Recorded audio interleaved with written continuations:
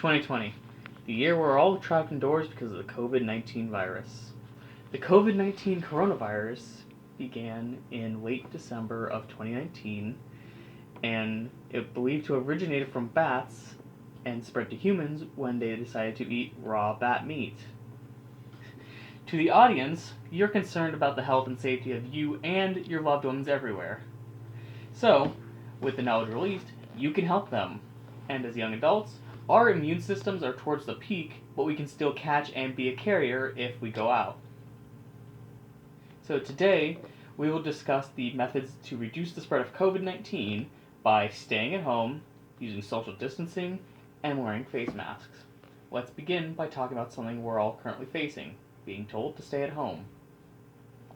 So, staying at home can reduce the spread of COVID, with the states going into lockdown.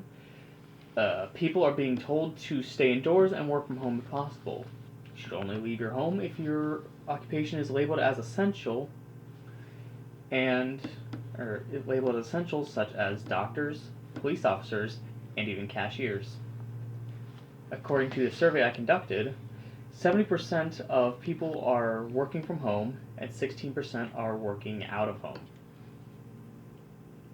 And so, although we should be working from home, we start to miss the connection and socializing that we have with our fellow coworkers. So, in order to mitigate that feeling of loneliness, people are using programs such as Zoom, Discord, and Skype to connect and talk electronically. Now, staying indoors is the best idea, but when it comes to going out, here's some tips on what to do when going outside. Social distancing. It can help reduce the spread of COVID as well. According to the CDC, the Center of Disease Control, stay at least 6 feet away from another person and avoid large groups or parties. It is difficult to stay 6 feet away and gauge how far it is, but stores in other areas already are marking where the 6 feet limit is on the floor.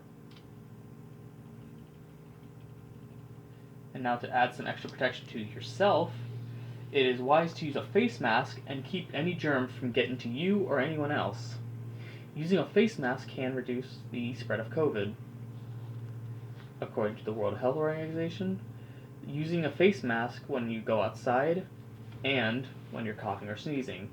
Even with a face mask, you should still be coughing into your arm and sleeve. You also should not be using a single-use mask multiple times. According to Healthline.com, cloth masks aren't the best, but they help mitigate the chances of spreading if you're a carrier, and they're in a surplus, such as this one right here.